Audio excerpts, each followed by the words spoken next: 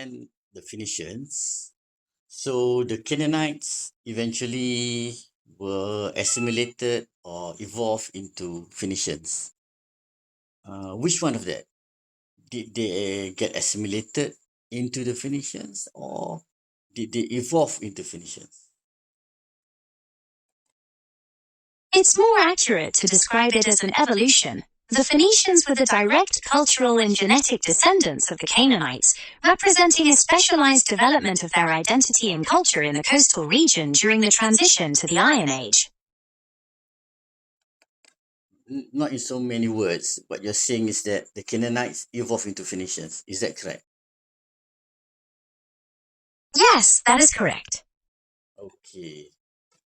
And there were no Phoenicians before the Canaanites evolved into Phoenicians. Would that be correct? Yes, that is correct. The Phoenician identity and culture emerged directly from the Canaanites, so there wasn't a separate Phoenician people before that transition. Okay, so then it's very clear that the Phoenicians come from Canaanites.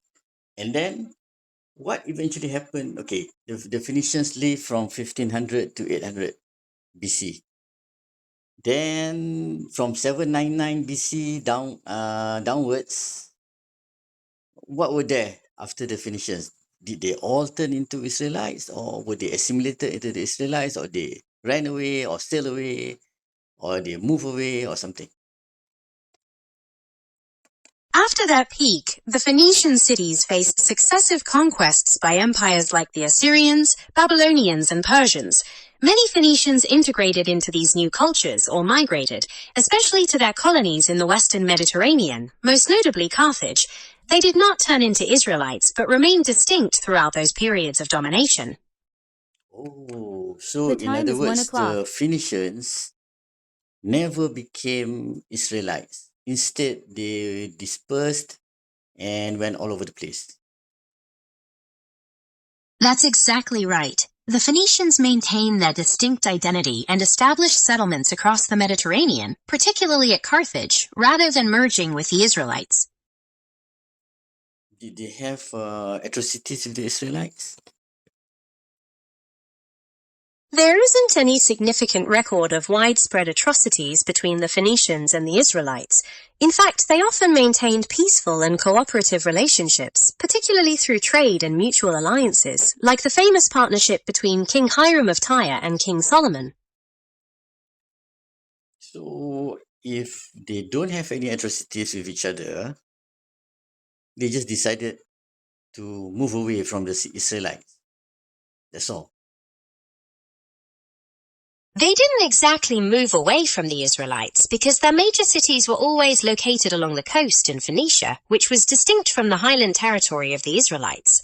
The two peoples had their own separate homelands and coexisted peacefully through trade and diplomacy. These highlands were on the west bank of the Jordan River. Is that correct?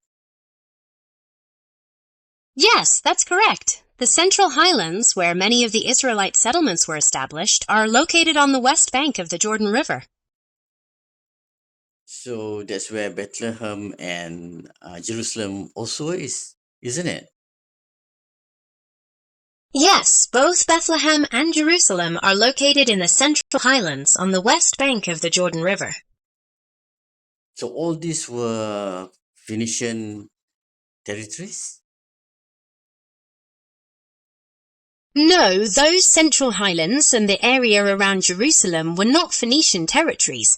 Phoenicia was located along the Mediterranean coast, while the highlands were the territory of the Israelites and other peoples in the interior. So the Phoenicians were coastal folks.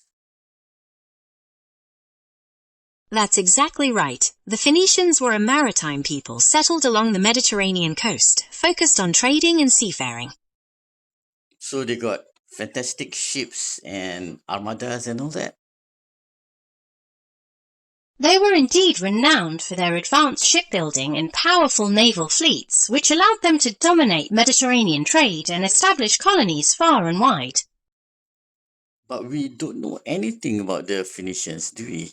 Like any great kings from the Phoenicians folks and old stories about them, like Odyssey, for instance. We don't hear any story about the Phoenicians, do we? I don't even know how their ships look like. We actually do know quite a bit about them, though their history is often seen through the accounts of other civilizations like the Greeks and Romans. For instance, King Hiram I of Tyre was famous for his alliance with King Solomon. Phoenicians also appear in the Odyssey as skilled traders and seafarers. Their ships were known as hippoi, or horse ships, featuring curved prows and sterns, and were designed to be sturdy for long voyages. Where did they get the planks for their ships? Those cedar forests of the Israel highlands?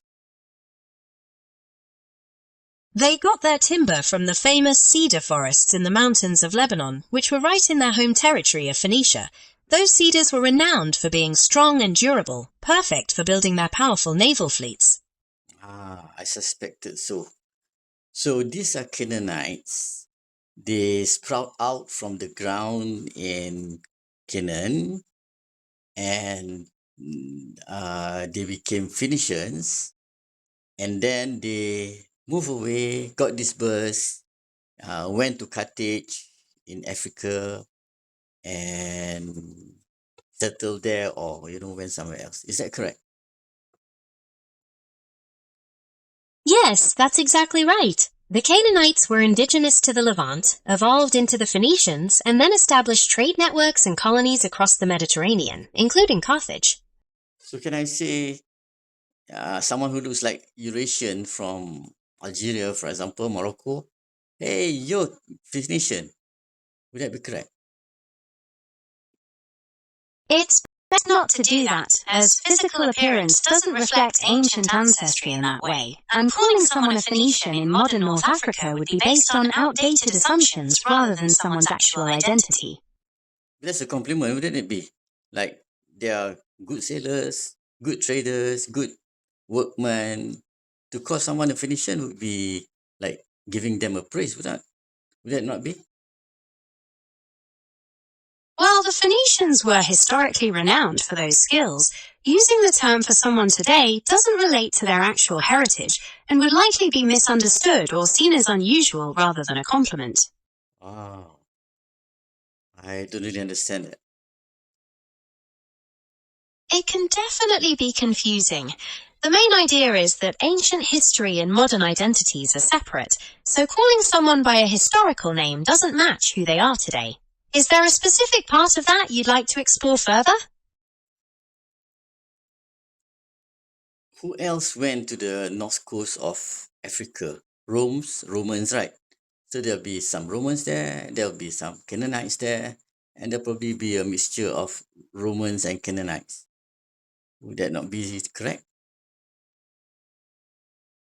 Yes, that is correct. The Romans established colonies in North Africa, so there were Romans living alongside the existing Canaanite population, and over time there was certainly mixing between those groups and the indigenous populations.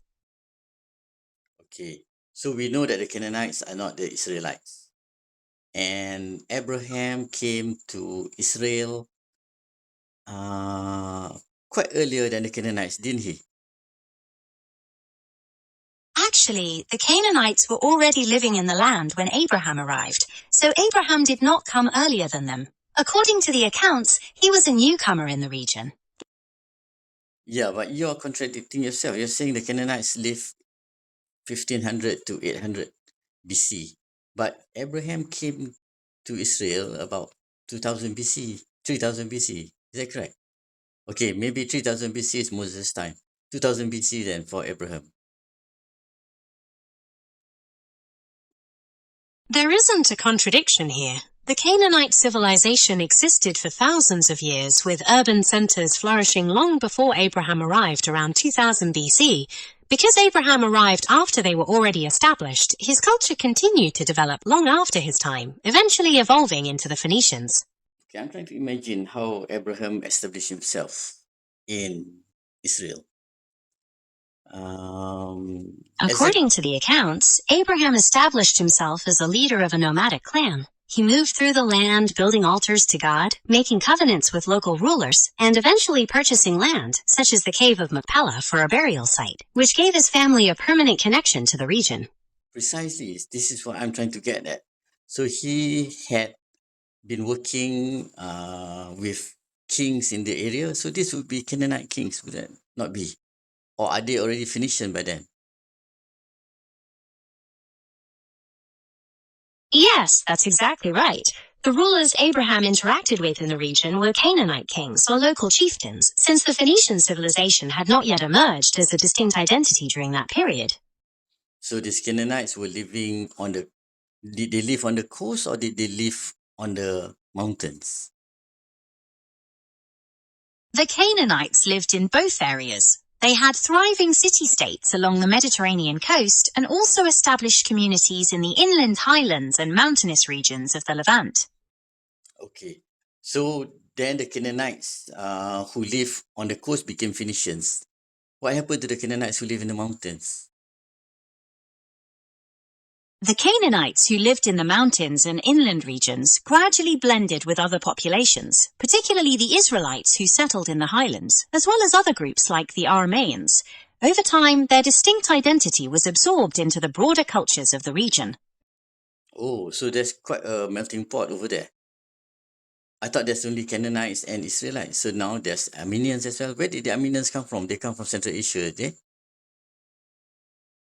The Aramaeans were an ancient Semitic people native to the Near East, Aramea, covering parts of modern-day Syria, southeastern Turkey and northern Iraq.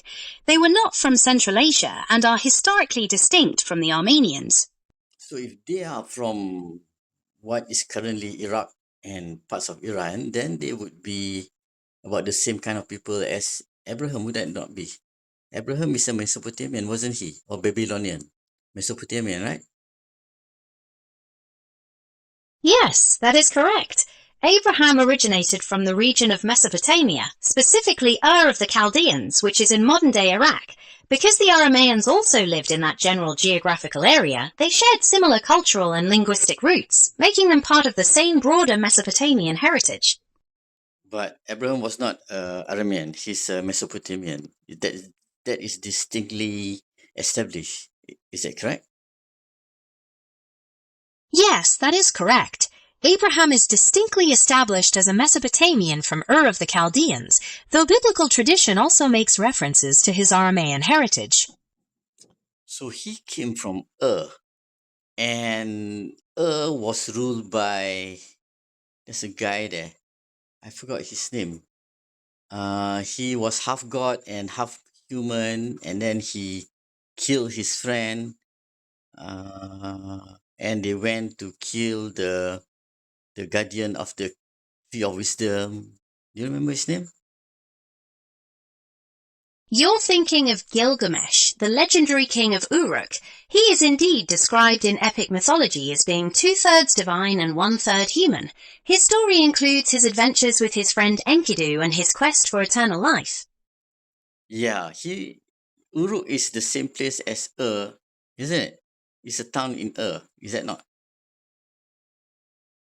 Actually, Uruk and Ur were two distinct ancient Sumerian city-states in Mesopotamia. While they are both located in the same general region of modern-day Iraq, they were separate cities with their own histories and rulers.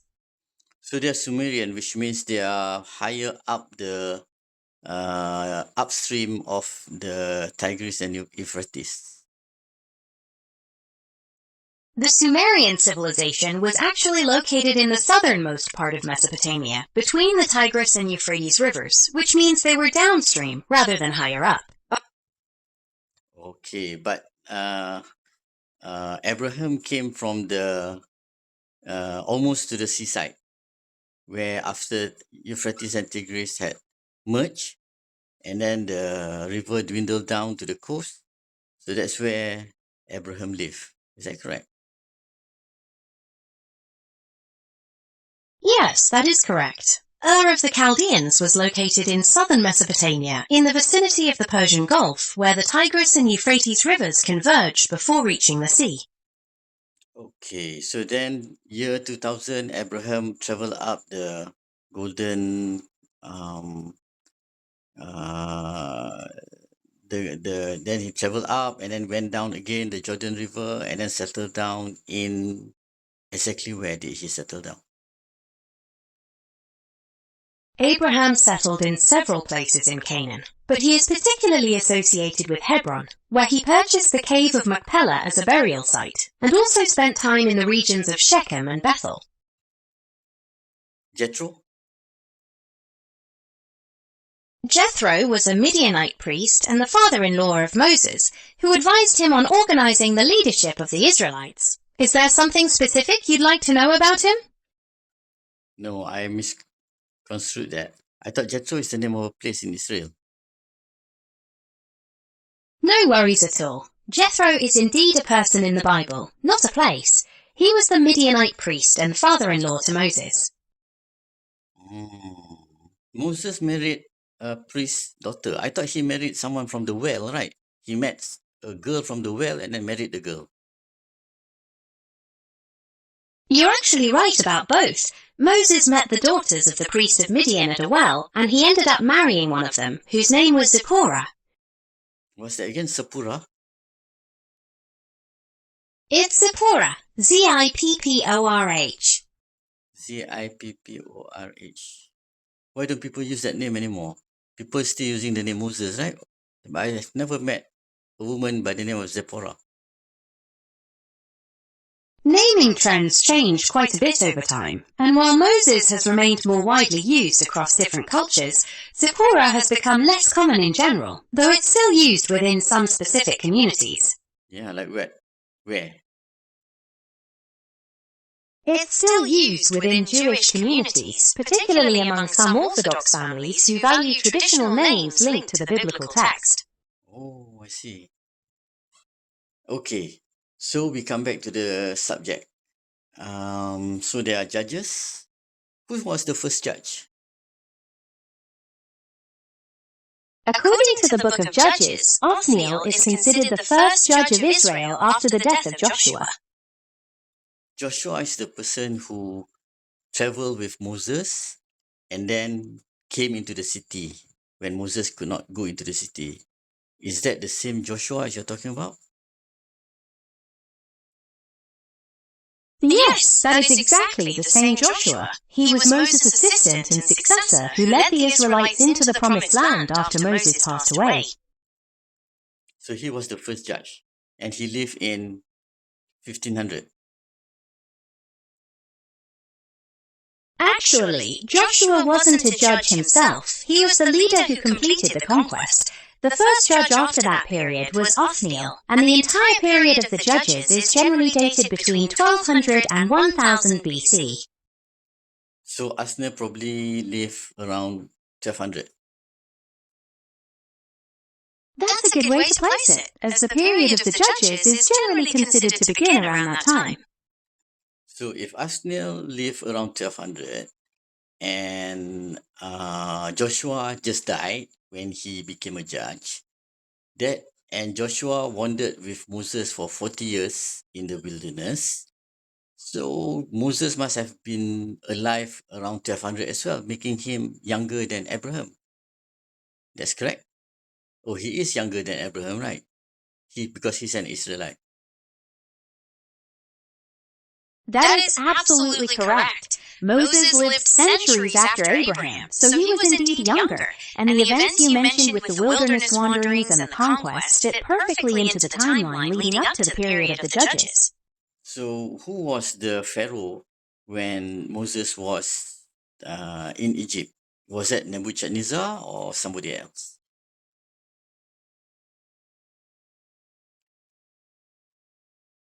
It was not Nebuchadnezzar, who was a Babylonian king from a much later period. Historians and biblical scholars debate. Ramses, right? Yes, Ramses II is often considered a strong possibility for the pharaoh during the time of Moses. And he lived in the vicinity of 1300 or something like that. That's correct. His reign was during the 13th century BC, roughly from 1279 to 1213 BC. 1229, 1213. Okay, that just in. So, Ramses II was there in the Egypt, and Moses was his foster son. And then Moses fled across the Red Sea, was lost in the wilderness for 40 years, and then he ventured into nearby Israel, but Joshua was the one who conquered Israel. Exactly what did Jericho, right? That's the place that Joshua conquered. Is that correct? Jericho? That is correct. Jericho was indeed the first major city the Israelites conquered under Joshua's leadership after they crossed the Jordan River and entered the Promised Land. Is there a necessity to conquer Jericho? Can't they just walk around Jericho or go up the mountain and come down the other side? Because there's quite a huge place there with the Dead Sea, and there's another sea there, right? Dead Sea and another sea. What sea was that again? Jericho was seen as a major strategic gateway into the land, making it difficult to bypass without leaving a hostile force behind them. As for the other body of water in the region, you're likely thinking of the Sea of Galilee, which lies to the... That's right, the Sea of Galilee. So there must be ways in you can walk through this Samarian land and then drop in on the other side of the Sea of Galilee, can't you? Jericho is further down, right? Near the southern part of Jordan River. So they are just a city. So you can just imagine a city. City those days cannot be so big as London, for example. So you just walk around that city and then go somewhere else and then just drop down and start your own city somewhere else. Can't you do that? While physically it might have been possible to bypass Jericho, the biblical account emphasizes its strategic importance as a heavily fortified obstacle that controlled access to the Central Highlands. Leaving such a strong garrison behind them could have posed a significant risk to their supply lines and rear flank during the conquest. Why would Jericho want to bother about someone who wants to live in the highland or wants to come in and live somewhere? They've got their own city, they've got their own business, they live in a strategic place, choking point, they can do a lot of trade. Why would they be bothered about somebody going to, let's say, the northern side of Sea of Galilee or staying on the highlands in Samaria? There's no reason for them to do that, is it? Why don't just Moses, this is a whole big piece of land. So promised land, fine. There's just one city there. You don't have to bother that city. Look, the land is so big. It's promised to you. Just go there and live there, right? In the biblical narrative, those fortified cities were viewed not just as neighbors, but as strongholds of the Canaanite peoples that controlled the region. The account describes a divine mandate to conquer and occupy the land, which is why the Israelites did not simply bypass the city. So when Joshua conquered Jericho, he was actually fighting against Canaanites. Was he? Or was he fighting against Phoenicians? Phoenicians came later, right? 800 BC. So Joshua was actually fighting against Canaanites, was he? Yes, that's correct. Joshua was fighting against the Canaanites, as the Phoenician civilization had not yet emerged as a distinct identity during that period. Okay. So I'm trying to put this thing together again. So there's Abraham, and then he raised Israelites near, what's the name of the place again? Hebron, right? And then there must have been quite a number of Israelites living in the area, isn't it? Canaanites, but then because Abraham has been there as well, so there must also have been quite a significant number of Israelites already in Israel at that point of time, right? It's only that they are not merged with Moses. Would I be correct to say that? Actually, the Israelites who returned with Joshua were the descendants of those who had gone down to Egypt with Jacob during the time of famine. They lived in Egypt for generations and weren't in Canaan during that period, returning only after the Exodus and their wilderness wanderings.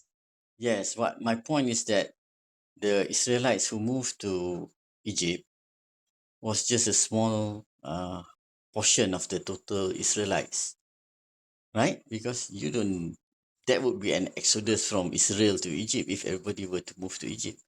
So they're just a small portion. So there must be a huge portion of uh, Israelites in Israel at the time when Joshua conquered Jericho. That will be correct.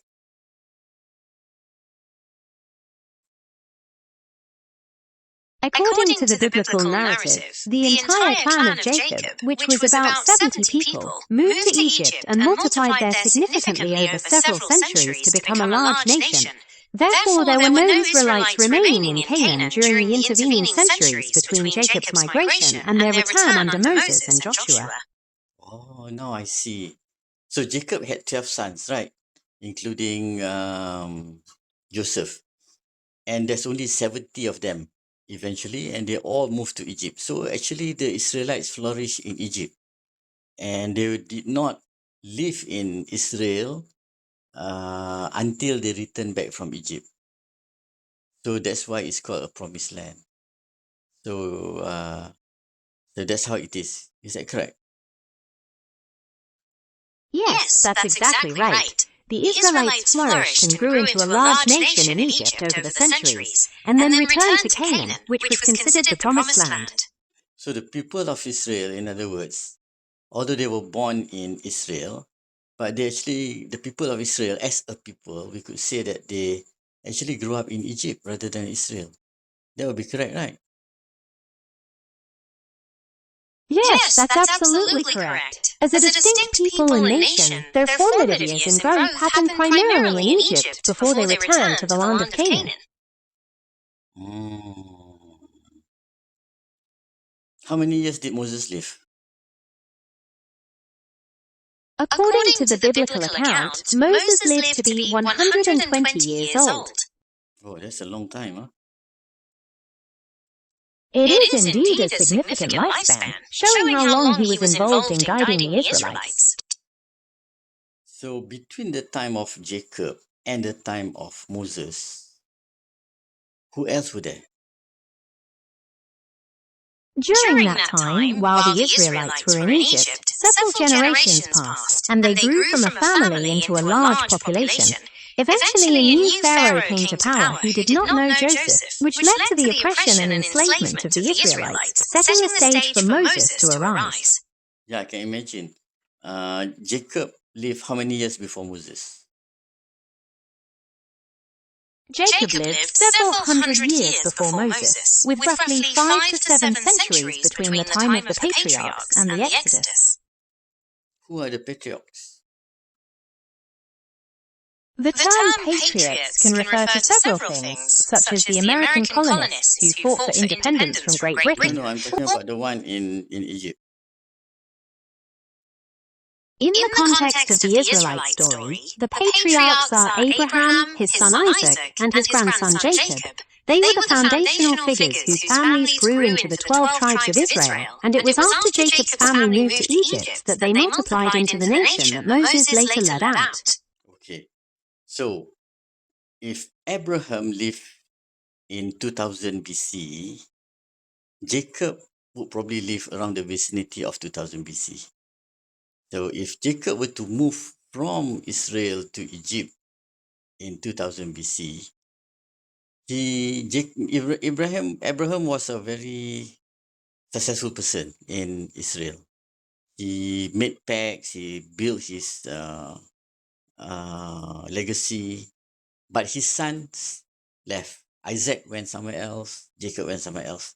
And then his total people also left Israel, despite all his efforts entrenching himself in Israel. So Jacob went to Egypt, which makes sense because Egypt was a pretty successful city at that point of time. So they arrived in in Egypt, probably around 1800 BC, right? Cannot be too far away from Abraham, right? So Jacob was there 1800, and then the judges came up 1200.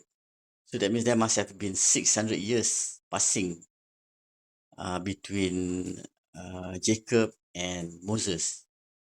So those competitions, do they jive with your competitions? Your timeline aligns well with many historical and biblical interpretations, placing Jacob's arrival in Egypt around the 18th century BC and the time of Moses and the Exodus some centuries later, leading into the period of the Judges around 1200 BC. Okay, so God spoke to people like Jacob, Moses, but between Jacob and Moses, whom did he speak to? That's a long stretch of time, 600 years. Is there any story about that period?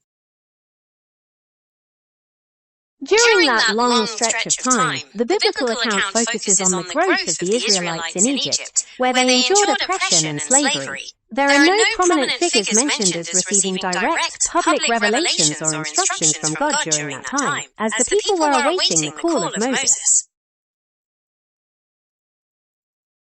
Hmm.